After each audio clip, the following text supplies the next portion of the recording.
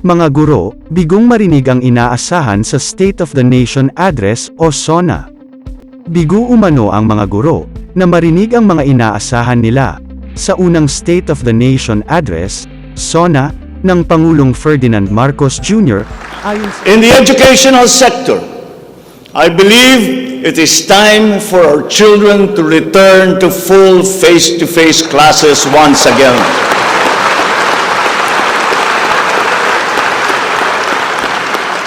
The Department of Education, led by our highly able Vice President Sara Duterte, is now preparing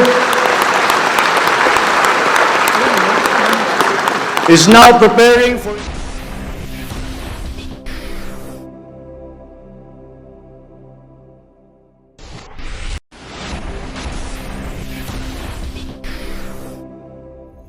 Magandang araw po mga kaguro. Mga guro, bigong marinig ang inaasahan sa State of the Nation Address o SONA. Bigo umano ang mga guro, na marinig ang mga inaasahan nila, sa unang State of the Nation Address, SONA, ng Pangulong Ferdinand Marcos Jr., ayon sa Teachers Dignity Coalition, TDC. Maliban umano, sa pangkalahatang banggit sa pagpapabuti sa sektor ng edukasyon, ay wala ng mga partikular na plano, para sa kapakanan ng mga guro, at mag-aaral. Bagamat ikinatuwa rin umano nila ang pahayag ng Pangulo, para sa pagpapalakas ng pagsasanay sa mga guro, ang review sa K-12 program, at ang pagsusulong nito ng full face-to-face classes, sa paparating na school year. Kinikilala namin ang pangangailangan sa mga trainings, para sa ating mga guro, maging itong pagpapatupad ng face-to-face classes sa buong bansa, at ang pagrepaso sa K-12 curriculum.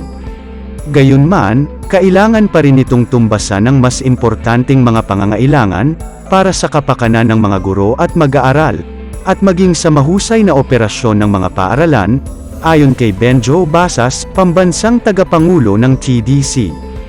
Ang TDC ang pangunahing grupo, na nanawagan ng pagpapalawig ng school break, hanggang sa kalagitnaan ng Setyembre, upang maipatupad umano ang tadhana ng batas, para sa 2 buwang bakasyon ng mga guro, at may handa ang mga paaralan sa susunod na pasukan.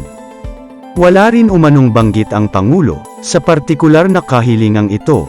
Gayunman ay sisikapin pa rin umano nilang makausap, si Vice President, at DepEd Secretary Sara Duterte, upang talakayin ito. Kabilang din sa mga inaasahan sana ng mga guro, ay ang pagpapataas ng kanilang sahod, pagreporma sa GSIS, pagpapatupad sa Magna Carta for Public School Teachers, at pag-aalis sa napakaraming clerical, at administrative tasks ng mga guro.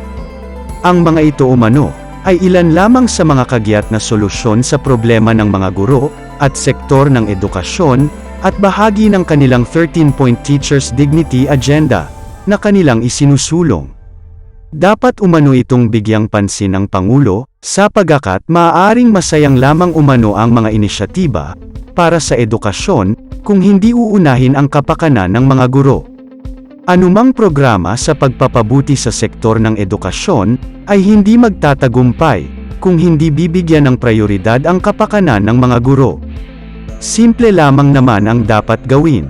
Bigyan ng makatarungang sahod, at nararapat na mga benepisyo ang mga guro, ayusin ang kalagayan ng mga classroom, at hayaan silang makapagturo ng mahusay, at huwag pagawin ng kung ano-anong trabahong clerical.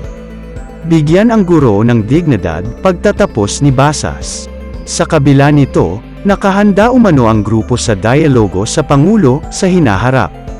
At narito po ang kabuuang SONA ng Pangulo, sa pagbanggit patungkol sa edukasyon. Halina't ating panuurin. Halimbawa, kung mas marami ang mas murang generic o hindi branded na gamot sa merkado, mas bababa rin ang presyo dahil sa kompetisyon. Ang Department of Trade and Industry ay nakikipag-usap sa mga interesadong manufacturer ng generic drugs na papasok sa ating bansa.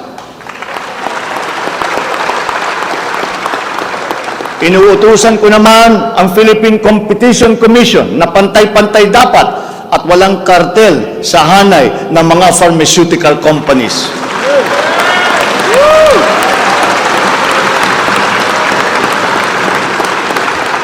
Dahil kapag bukas ang merkado, bababa ang presyo ng gamot para mapakinabangan ng ating mga mamamayan.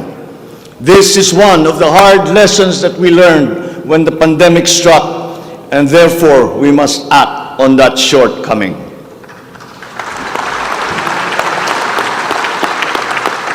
In the educational sector, I believe it is time for our children to return to full face-to-face classes once again.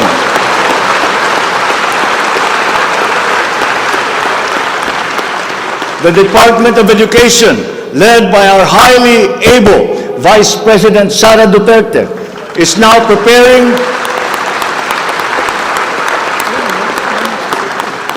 preparing for its implementation in the upcoming school year, with utmost consideration for the safety of students as we are still in the middle of the COVID-19 pandemic. We must ensure that our classrooms are safe for teachers, for students, and the entire academic community when they return to face-to-face classes. We continue to encourage everyone to get their booster shots in preparation for the resumption of in-person classes. This is one of the reasons I have directed the Department of Health and the Department of Interior and Local Government to undertake another rollout of booster shots.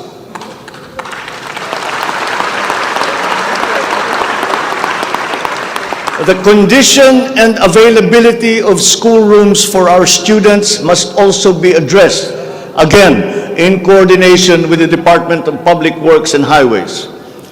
Though some complications have arisen over the question of repair of school buildings in relation to the Mandanas-Garcia ruling, this will be ironed out. We have been in discussion with local government leaders, governors, and mayors in the last few weeks to determine with the LGUs what is actually practicable, what functions belong to the LGUs, and what belong to the national government. There have also been lengthy discussions on the continuation and viability of the K-12 school system. We are giving this careful review, and all necessary inputs and points of view are now being considered. In the longer term, we are instituting a program of refresher courses and retrainings for our teachers so they can stay abreast of the rapid growth in technology, especially in this post-pandemic world. As for the horror stories that we have heard about the poor quality of educational materials and supplies that are being given to our schools, this must end.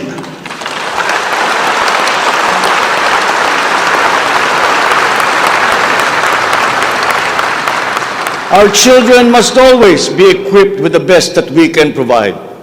Ang edukasyon ay ang tangi nating pamana sa ating mga anak na hindi mawawaldas. Kaya anumang gastusin sa kanilang pag-aaral ay hindi tayo nagtitipid. Hindi rin tayo nagtatapon. And once again, I am not talking about history or what is being taught. I am talking about materials that are necessary for effective teaching in this day and age. Children now need connectivity to the internet. They need devices to use. They need computers, educational tools.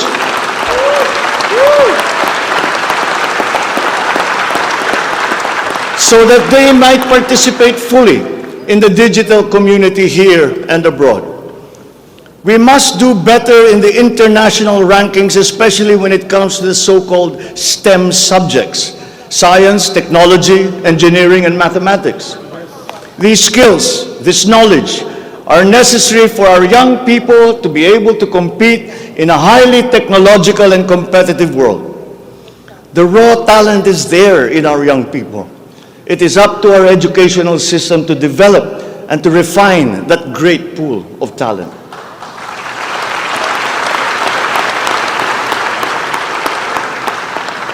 Foreign employers have always favored Filipino employees because of our command of the English language. This is an advantage that we must continue to enjoy. The internet has now become the global marketplace, not only for goods, services, but also for ideas, even extending to our own personal interactions. And the language of the internet, for better or for worse, is English. Therefore, the question of our medium of instruction must be continuously re-examined to maintain that advantage that we have established as an English-speaking people.